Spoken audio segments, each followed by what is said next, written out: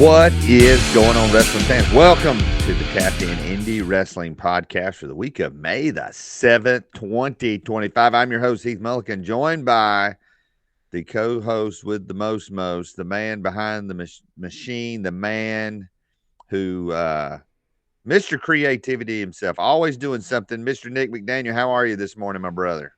I'm tired. Yeah, it's honestly, maybe the creating thing is just it's burning the candle at both ends is an understatement. I realized the other day I have 3 full-time jobs at this point, and I'm like, it's a lot. It's about time for you to hit up another good road trip. I agree with you. 100%. Summertime is coming, and hey, fans, there's no better way to spend your summer than listening to Behind the Paywall Audio. Patreon.com/tappedoutpod is where you can become a patron today for free. If you just join for free, you're going to get the Georgia Wrestling Spotlight every week. And then, Nick, you have been just, interview after interview. If you become a paid member, you're going to get everything early. You're going to all the shows early. You're going to get interviews early. Nick did great interviews with Hanson and Matt Griffin this week. Nick, you've become the guy people seek out to tell their story. Look, it was a big week for both of those guys. So if you haven't heard those, by the way, they're available to the public now. It's one of the things we tease about the value of the tiers. Is, we told you for the $5 level, you get all the weekly content, you get it early. $10, you even got the interviews early. And then, of course, you get the collectibles are going to be monthly. I think this week, I'm probably going to get the May ones autographed. I'll probably do that this weekend and get ready to get those sent out mid. Because my goal is if you're going forward, so I'm going to make that statement today. I will allow this month to continue because I haven't made the statement. You have to be a paid member on the first of the month. I'm going to capture the list on the first of the month. Right. And those people. Now, it's going to go out probably mid-month because I'll go get them and get them sent out. But you have to be a paid member at the $10 or $25 level on the first of the month in order to get that month's Patreon exclusive tapped out collectible comic cover autographed or the digital version, depending on what your tier is. But yeah, man, I'm excited. I think we're going to do more of that. Mm-hmm. I've got some other people reaching out, and I think really the interviews things are, an opportunity to let some of these guys come on and kind of they talk about what's going on, and just not the just like. Let me put it. I'm gonna leave it there because there's a couple creative ideas I've got worked out that hopefully we can see come to fruition here in the next month or so. Well, every time we think Georgia wrestling is slowing down, it keeps speeding up. We mentioned Sam Hanson, promoter there, Sam Skaggs. Sam Hanson, he's spoiler alert. We mentioned him. He is the reigning promoter of the year, and we're going to tell you why. Kraken just celebrated their first year anniversary.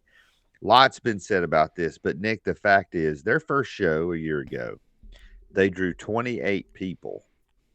And for their 1-year anniversary show, which we'll talk about in depth on the Georgia Wrestling Spotlight, 170 paid customers.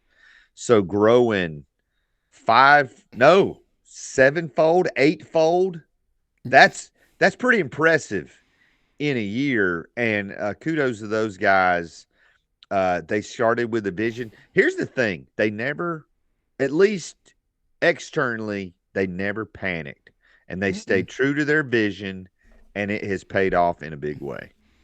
Look, I've had conversation with those guys, behind, off air, obviously. And look, I tip a cap to those guys. Like you said, were there times that you're nervous? Are you a little scared? Maybe, sure. But like didn't falter, didn't like stuck to the plan, stuck to the, hey, this is who we are. This is what we do. Hanson's out there pounding the pavement. He's, just getting eyes on the product. Mm-hmm. Huck's out there doing his piece. We'll discuss him a little bit here later. The talents in the ring doing what they do, taking those stories and, filling in the colors, kind of thing, if you want to go that way. I just look, the team as a whole, you have to tip your hat to them because, like I said, they could look it the guts to do it. I'm a real big fan, and I thought maybe there's a segment on the show at some point about wrestlers putting their money where their mouth is. Like, they talk about promoters and they talk about, and then for like this, it's becoming a thing where more wrestlers are like, we can do this. Yes. And they're making the efforts, Kraken, obviously, Coastal's another example of that. We'll talk about them a little bit later as well. But to not panic after that first show. Look, was there reason to be nervous? Yeah. 28 paid that's a thing that could be like, hey, and here's the thing. The determination to not quit at that point. Right. Here's the cool thing. They went from running 28 in a big building to now running 170. I mean, in all of this, the venue they originally had planned for, the theater, didn't work out. Now they're packing out a venue, and it may not be long before they've got to find a place that's a little bit bigger. I love the venue. I figure out a way to stay. That's my answer to that, but that's a whole other conversation. Well, part of being a great promoter is they've built a great relationship with it's the senior center, right? Mm-hmm. They have built this great, and so you're absolutely right. Why would if you build that great relationship, you don't want to, you don't want to move away from that. So yeah, it's kudos to them. Again, we're going to have a lot more coverage of that on the Georgia Wrestling Spotlight, because they're just, when you talk about a storyline that's gone about a year, pretty impressive what they've done. It was a big weekend. It was Cinco de Mayo weekend, and One Fall Wrestling and Coastal Empire Wrestling ran a combined 8 shows over the weekend between Friday and Monday. Nick, there's some promotions that run, 3 times a year, 4 times a year, 6 times a year. And these promotions are doing that in a single weekend. Look, let's start with Coastal. I actually did catch, World of Lucha Libre / Coastal Empire specifically ran 3 shows, right? They ran a couple. Again, we'll go into this a little bit on the Georgia Wrestling Spotlight. They ran a show on Saturday, ran a show on Sunday, ran a show on Monday.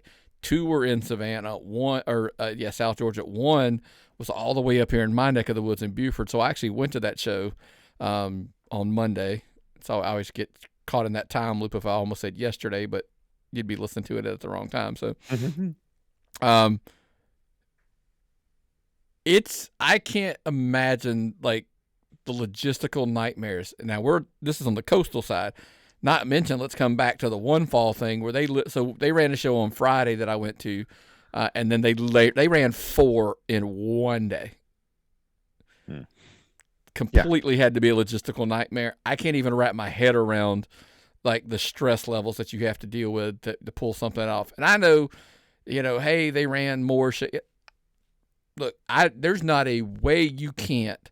If you try, I always tell, if anybody's trying to spin this into a hating on this or whatever, the kids say today, I'm like, that's exactly what you're doing, because that is a feat that is pretty impressive, to say the least, to do 4 in a day. And so I tip my cap to those guys, and I mean all parties involved. I can't imagine the people that had to do their jobs across the board to make that happen, because we heard, hey, it went super smooth overall. There were was there a technical glitch here, maybe, but nothing to the point that anybody had any issues with it. Literally pulled it off smooth. We might touch on the one thing that didn't go so smooth for somebody later. Mm-hmm. But yeah, I'm with you, man. I can't even wrap my head around the fact that they ran 5 shows. Let's take even the ones out on the separate day. Running the 4 on a day is just wow. That's all I can say. Yeah, so let's touch on this real quick. In these situations, a lot of times these are paid shows. Deep South ran up here in Greenville at New Realm Brewing. A lot of those are paid shows. Let me ask you a question, because I think this is what you're referring to. Some of these venues were new venues that I don't know had ever hosted wrestling. So you're going in, you may not even know what your logistical issues could be. You may not know, you might have a venue who's paying to bring wrestling in. They don't even know what they're asking for. They're just Yeah. like, okay, this will be cool. I think that's what happened in So one of them. so from my, I'm old. Things happen, and it's been a minute. I believe 3 of the venues they had run before: Uh-huh. Indio, Slow Pour in Lawrenceville, and Outrun in Stone Mountain. I believe they've run all of those. Winder was a new one, and that's actually the one I went to. I did do a drive-by on my way to Southern Fried. I stopped there for about an hour-ish, a little bit longer maybe. But yeah, that's, but you don't know what you're going to get. The Right. Coastal Empire show that I went to on Monday clearly was like a new restaurant opened up. Like they are doing it as part of Cinco de Mayo. It was a Mexican restaurant. So all of those things, like you could clearly tell, like they had not done this before. You know what I mean? So it's like, yeah, that's the parts where we're talking about, like, yeah, the stress levels have to be high Right. because nobody knows what they're going to get. Like at those type of environments, you just kind of show up, and it was interesting to say the least yesterday, by the way.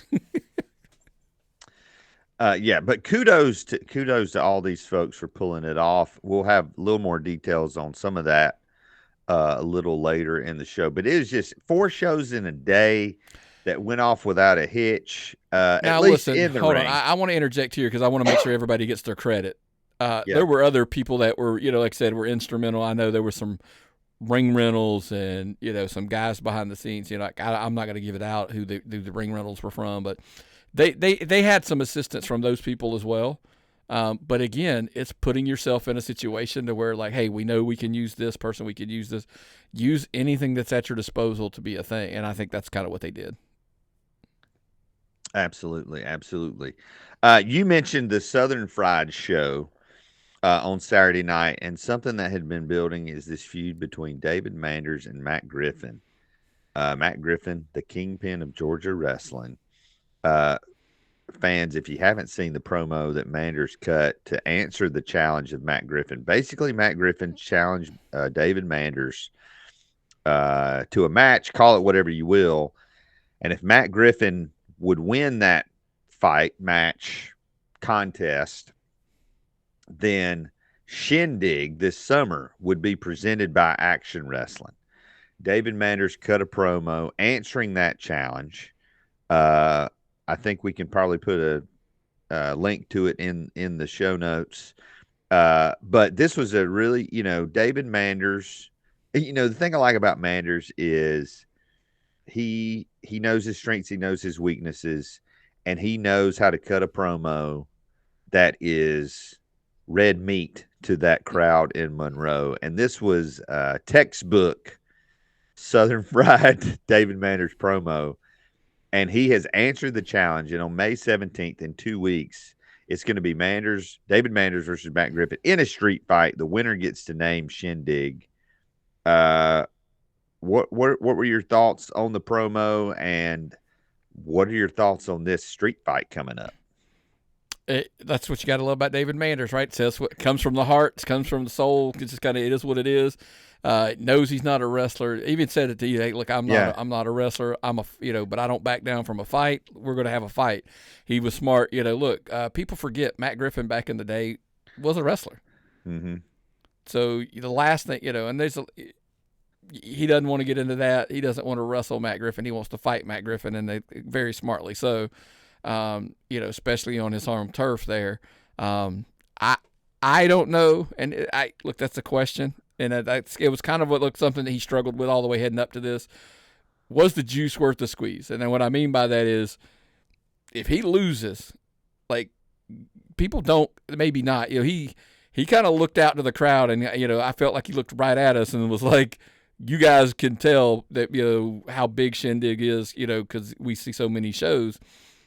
And yeah, it's like the summer show, right? Like that. When I think of summer shows, I think of 2 shows, and Shindig's right there. It's Shindig starts the summer, Rumblejack ends the summer. That's essentially the way I think of, wrestling in the summertime in Georgia right now. That's just kind of the way it falls right now. So yeah, Shindig's the start of the summer. That's you're off to the races. And for him to put that show on the line says a lot about the guts of David Manders. I would be hesitant. Let me put it that way. And I get it. That's the difference between him and me, right? Maybe I just hey, from a business perspective, you can't give up the biggest show of the year for that. But that also shows you how bad he wants to get his hands on Matt Griffin. So, yes, and Matt Griffin is he's not the kingpin for nothing. He had his son there last time, so Manders couldn't get to him. And Matt Griffin has goaded David Manders into this. And, Manders even said to his daughter, and it was a pretty touching thing, he had promised his daughter, I think he was never going to do this again after he lost to Nick Halen in a street fight. But I think his daughter, from watching the promo, watching his daughter's response, she understands the stakes. She understands what Shindig means to her dad. The question is, you and I were there when Manders lost to Nick Halen. And whether we're talking May 17th.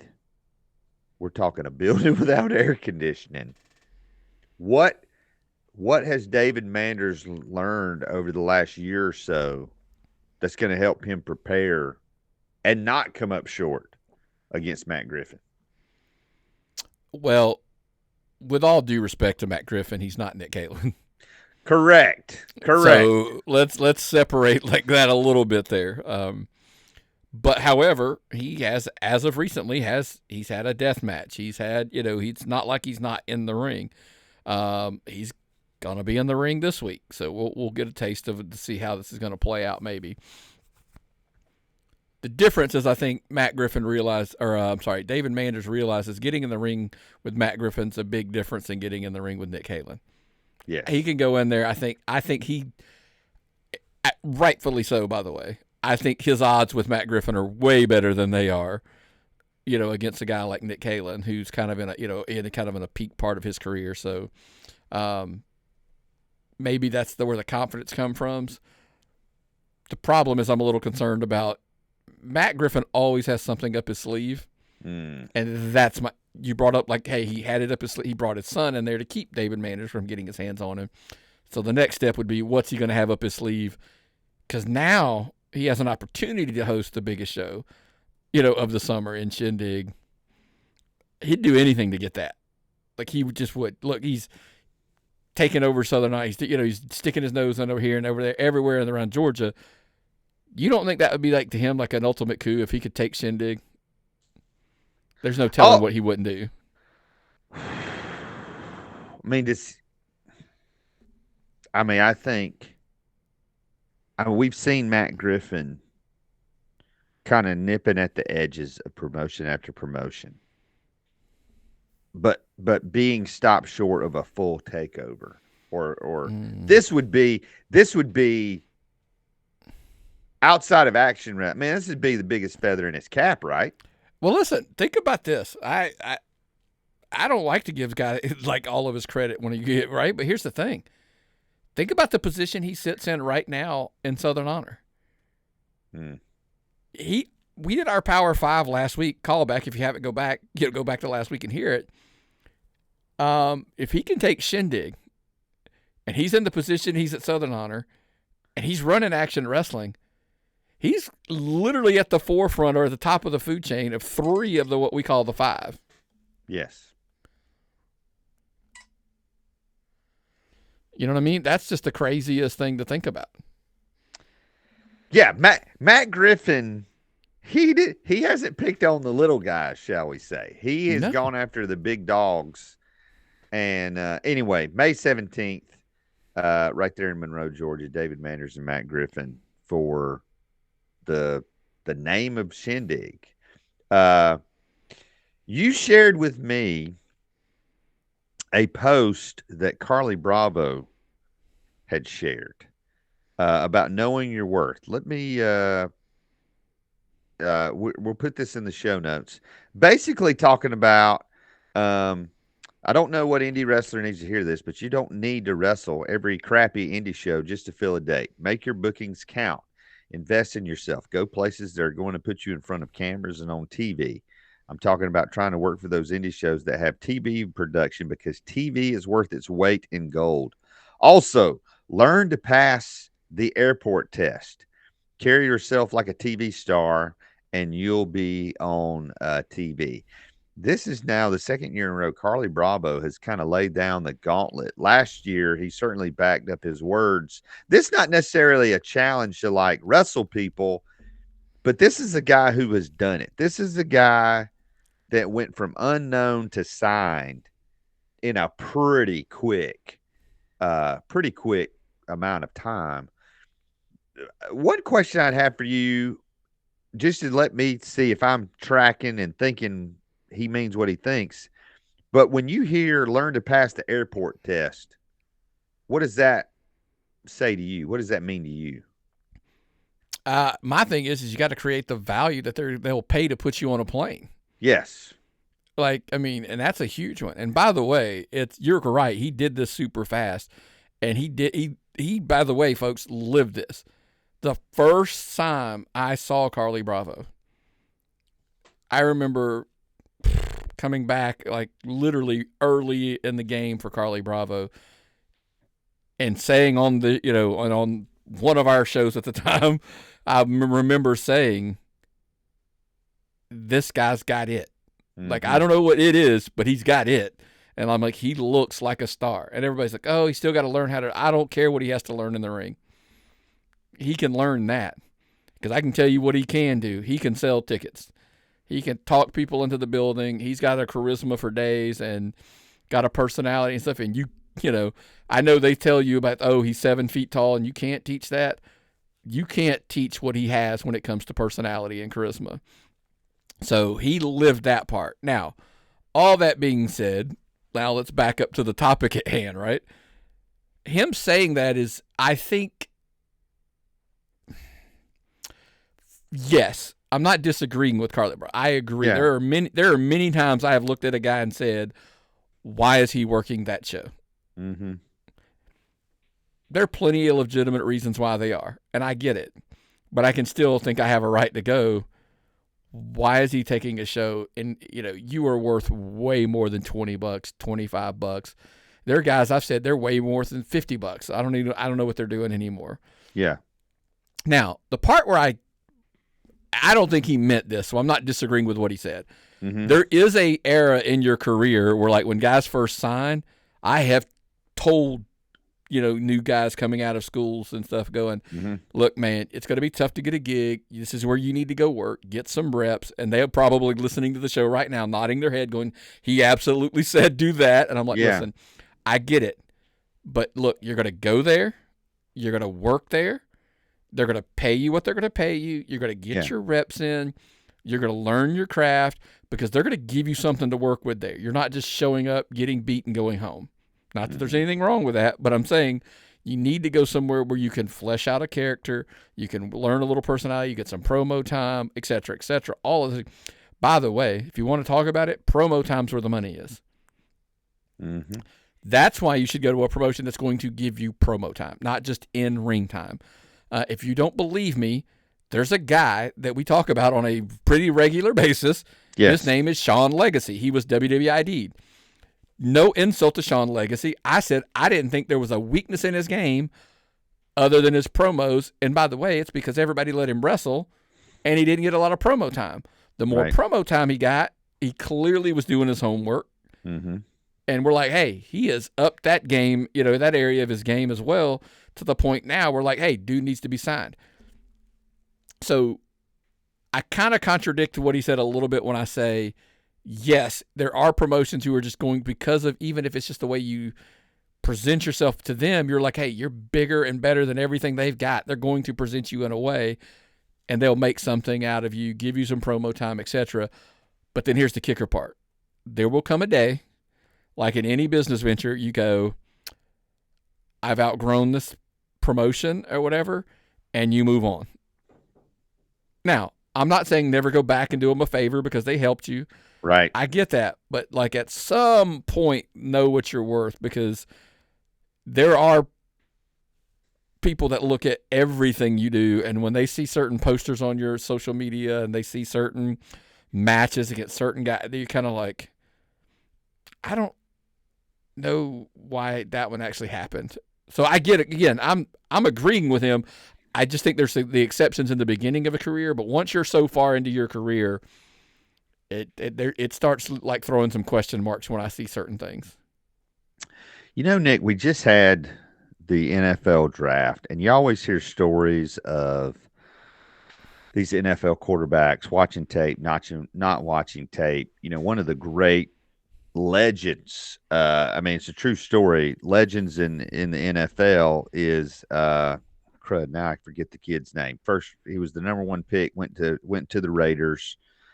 Quarterback from LSU, Jamarcus Russell, and they gave him a DVD and said, "Hey, we want you to go watch some of these plays. We want you to go watch this, and we're going to run these plays, and you pick out which plays you really like, and we'll run those in practice." So he goes home, comes in the next day. "Hey, which plays you want to run?" He's like, "Oh, all of them. I liked them all." What he didn't realize is they had given him a blank DVD. Mm-hmm. I say all that to say, if you're a wrestler, you have got to be getting filmed. Whether you're taking your phone and setting it up, you got to be filming all of your matches, and you have got to take the time. Part of the time of getting better, I think, is watching the tape. You know, I'll go back and watch our podcast. I'll go back watch sermons I've done to say, okay, I should have said this. I could have said it like this. I should have done this hand motion or whatever. And I think that's something maybe that's missing. Like, if you know, we always had guys, you know, when we would film shows, "Hey, can I get this footage?" Absolutely, I'll send you the footage. Which angle do you want? And I think the guys we've seen get better. You mentioned Sean Legacy. That's a guy that's going back and watching his stuff. He's working on his game. And I think at the heart of what Carlie's trying to say is you got to put in the effort. Like, at the heart of all that is make some effort, like care about your career, care about what you're doing. And no one has cared more than Carlie Bravo. And when he comes through the curtain, you can't even really put it into words. The temperature in the room changes, especially when we've been to some of those AEW shows. Or excuse me, AWE. Well, he's been on AEW too. But when we go to those AWE shows, people could be milling about, children could be running around, but when Carlie Bravo comes out, everybody stops and it pays attention. He's just the guy. He's the blueprint. And I think it comes back to the other part I think he was going at is like, I've seen multiple posts that's come out from a couple people about if you're I always tell people, I try honestly not to delve too much in the money of what guys are getting paid, but I will not lie. I jumped right into one scenario where I said, if I were you, I wouldn't take less than X amount to work a show. If they can't afford you, they can't afford you. It's not worth getting up off the couch to come in, to wrestle for $20 for, $25 or whatever they're paying you. And I think that's kind of what he's always talking about. It's like, hey, like, just because like you feel like I have to work on us, I need to be working every Friday and Saturday night or whatever, and somebody calls you and offers you a $25 or a $50 booking and you think you're worth $100. If everybody else is paying you $100, question mark, like you're worth $100, right? Like, I mean, or whatever, or $200, $150, whatever the number is. Don't take the $25 booking. Like your gas is going to probably be burned up in that. Now, I'm going to pause. This isn't a shameless plug for another product, but this is me saying, now, I do know workers that are really, really big on, hey, I can take a $50 booking because I'm going to make $350 at the merch table because they got strong merch game. So I've seen that happen. Guys are like, not worried about it in the least. I'll take the $100 booking. I'm going to make $400, $500, $600 at the merch table, and they take the booking. But here's the question mark. There's a line in there about investing in yourself and all that, whatever. Mm-hmm. You take a $25 booking, you show up with no merch whatsoever to make any extra money. There's the problem. Yes. Yeah. You have to get better and you have to invest in yourself in one way or another. Like, could you take a $25 booking or a $50 booking and you think you're a $100 wrestler, but they're going to put you in a ring with somebody who's been on TV? You know, like, whoa, hold on. You know, everything's a checks and balance, like what you're trying to level it across the board. But there's got to be a reason. Don't just take a $25 booking, $50 booking, or whatever and you think you're worth more than that because you feel like you just have to work on a Saturday. How about you just rest up? Crazy take. I get it. Yeah, I mean, your bump card only has so many bumps. Don't waste them. Don't waste them on some jabroni. So anyway, Carlie Bravo always with some thought-provoking social media content. Let's move on to this week's Vari Morales underrated and underappreciated list. We do this once a month where we look at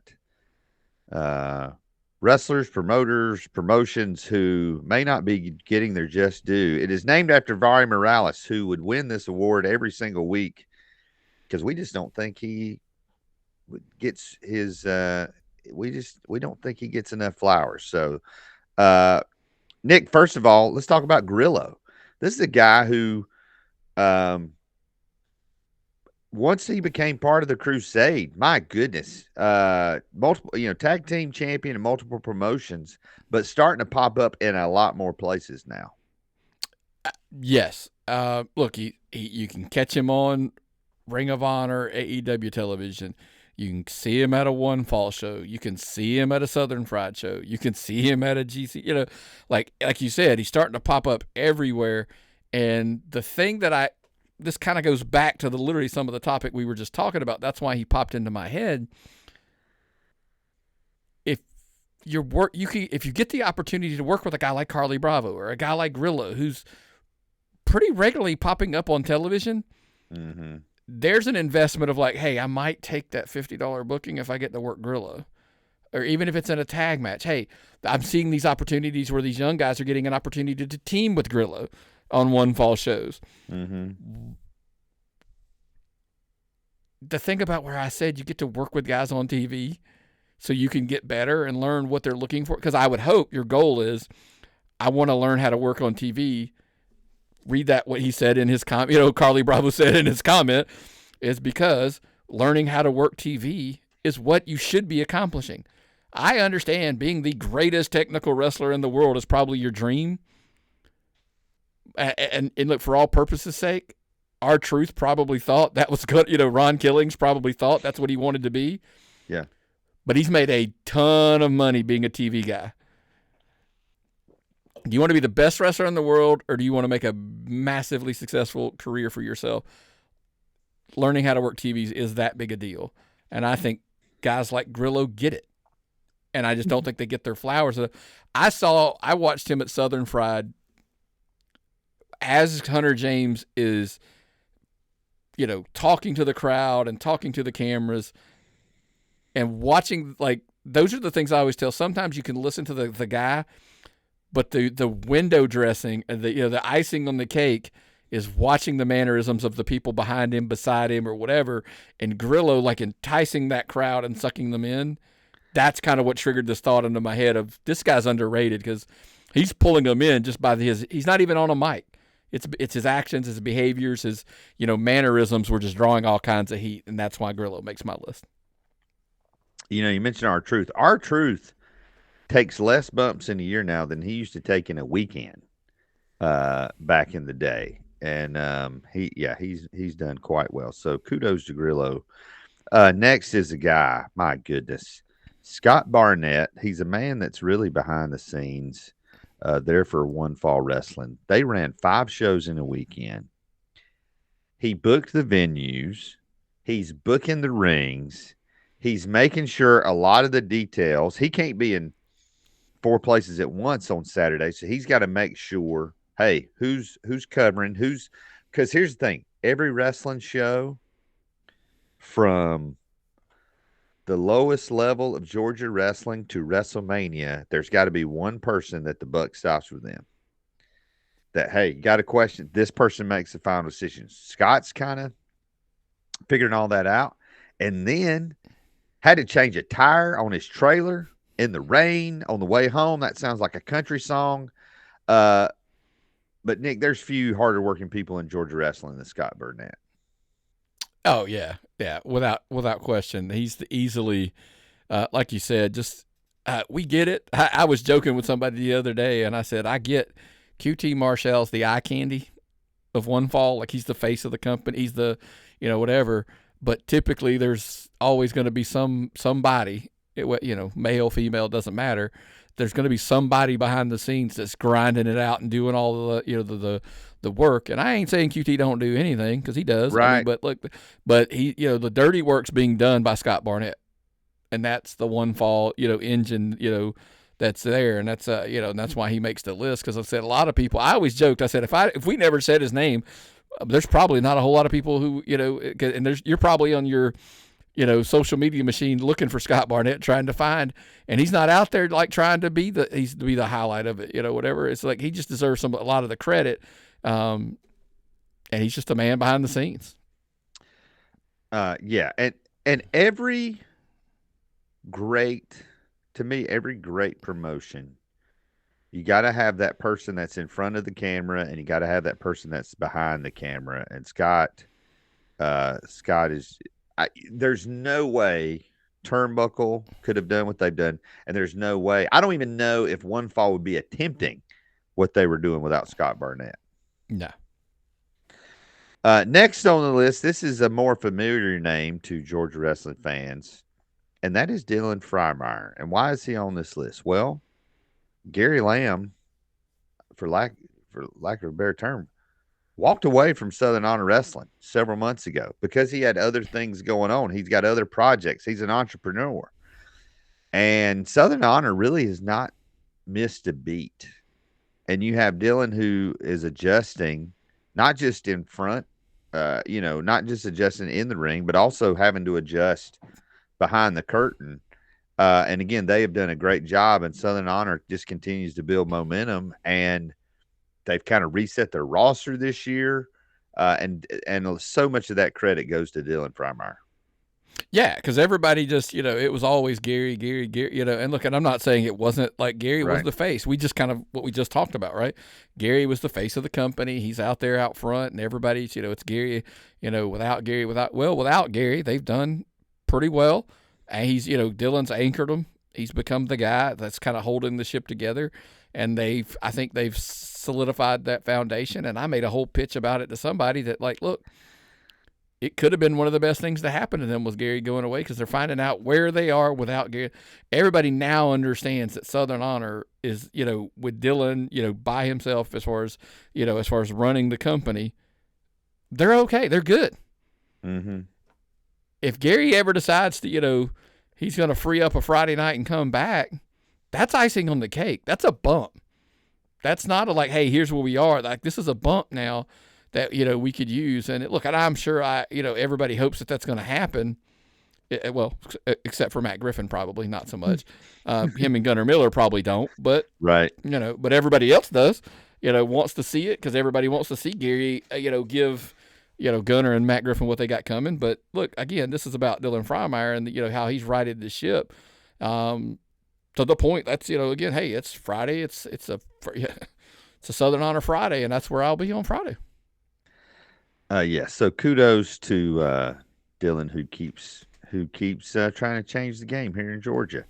Next is someone, him in front of, him from in the ring, but to my knowledge, in the time that I've covered Georgia wrestling, this is the first full-time booking gig that William Huckabee has had, and that is with Kraken Wrestling. Sam Skaggs won Promoter of the Year. We talked about him earlier. They've grown from 28 to 170, and a lot of staying the course with the booking was due to William Huckabee. Again, we're going to have full report on that 1-year anniversary show where they paid off year-long storylines, and Huck deserves a lot of the credit for that. This is the whole key of the underrated, underappreciated. Now, I don't know that. Let me put it this way: anyone involved with Kraken, William Huckabee is not underappreciated. Yes, but outside of that, this category is outside of that. And Sam Skaggs won your promoter of the year. He got all of the love. He got all of the which rightfully so. But promoters get them in the building. Mm-hmm. The booker, creative writing, insert whatever term you like to use here, has to hold them in the building. And for them to go from 28, kept climbing, to, hey, it's the end of the year, it's our seat, they 170, kudos to those guys, like I said. Well, the stories had to hook them and keep them. Mm-hmm. And that's where I go, you got to give the credit to to William Huckabee, right? That's why he deserves to be on this list, is it wasn't just – because here's the thing. By the way, we've seen this in the past. Promoters talk a big house, creatives just atrocious, and the crowd just, nosedives quickly, and then they're gone.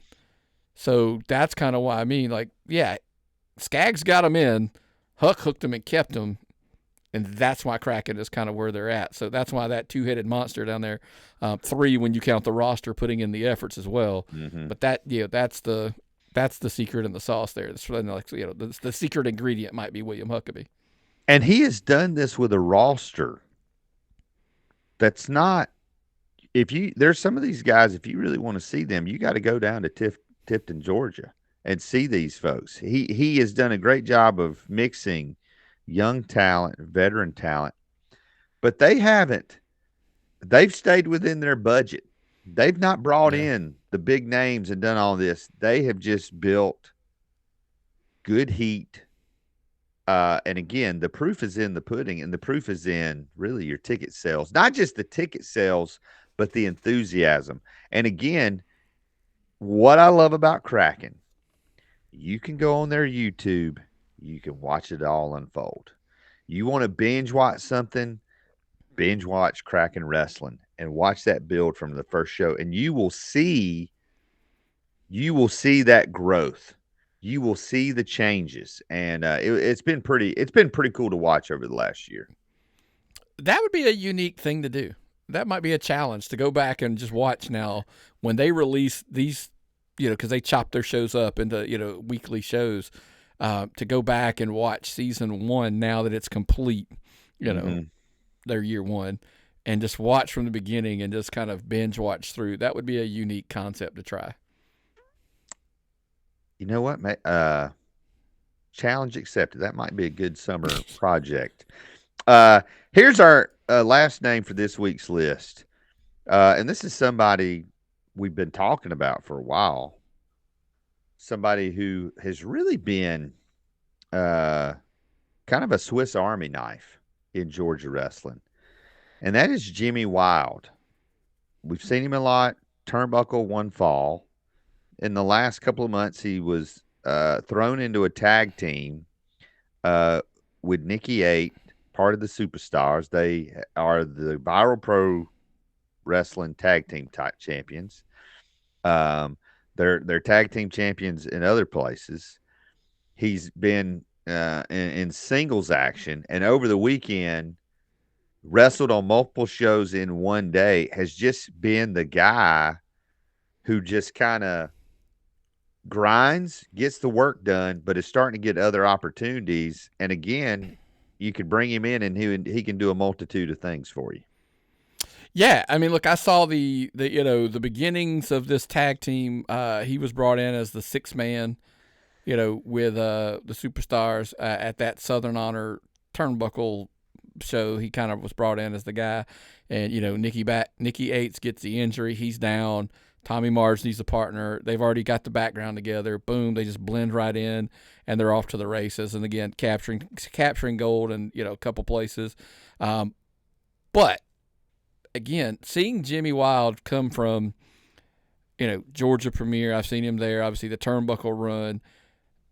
But what's cool about Jimmy Wild is he can do, because now that I've seen him over a stretch of time, I sit there and watch and go, he can be a babyface, he can be a heel, he can get in there and he can brawl with the guys.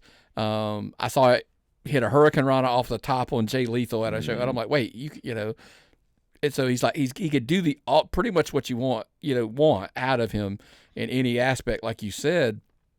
And I think it surprises me at times that there's more promotions not bringing him in, because yes, he's a baby face, but when he puts on that fur coat, whatever, he's got one of the most punchable faces, like you just really don't like him and you just want to get, and it's what makes a great heel? It's because you look at him and you're like, I could take him.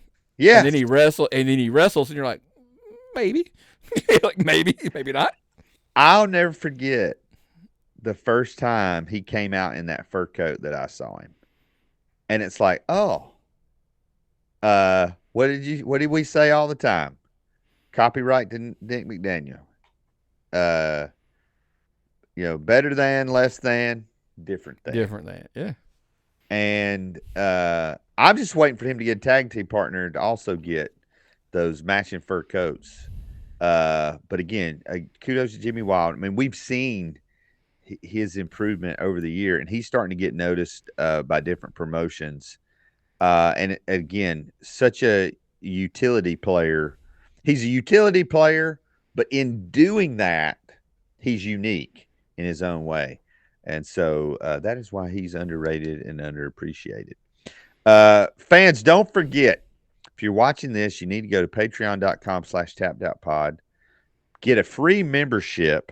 You're going to get access to the Georgia Wrestling Spotlight every week.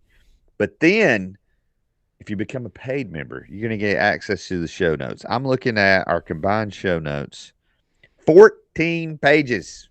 14. We're not going to get to everything. So you can stay on top of everything. And we say this all the time. It bears repeating.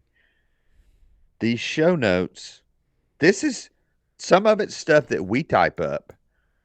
These show notes are really a glimpse. It's a really behind-the-scenes look at Georgia independent wrestling, because you're going to see the thinking of some of the promotions, because they're the ones sending in some of these reports. So you're getting access. Become a paid member at the higher levels. Again, you're going to get access to those tapped out collectibles. There's so much going on. You're going to get all the show notes. Nick, what are you and Myron talking about on Tapped Out this week? You guys have had some great shows recently. Well, I appreciate it. And honestly, we don't know yet. I honestly, literally, we did kind of get into, obviously, look, Backlash is coming up. There'll be some of that, the lead in, what we think is going to happen, etc. So there is more stuff to get into. It just is what it is. I mean, it's but right now, I think, look, there's the AAA talk, there's rumors, there's what's even remotely true at this point. There's all kinds of, everything going on. Are we being worked with Rock and Triple H? We talked about that a little bit last week. I don't know if we'll get into that a little bit this week, but there's a couple topics we've bannered around, so I kind of don't want to say one and then people say, wait, why didn't you do that one? But there's two major topics as far as the actual specials that we do on each show. So that's kind of it for now. So, well, the one thing we can say for certain is the Tapped Out show will not be reporting major signings that didn't actually happen. So that is one thing. Fans, we're so grateful for your support. You're watching here on YouTube. If you haven't subscribed and hit that notification button and hit that thumbs up on all of our videos, please go do that. But we could not do this without your support. We're just so grateful. And the best way to support independent wrestling is obviously go out and buy a ticket, listen to great podcasts, and maybe when you're out there and you're at Monroe or Canton or Royston or, Stone Mountain or wherever, maybe you look around and you're like, hey, that person looks familiar. And maybe it'll be one of the Tapped Out crew, and we'll see you at the matches.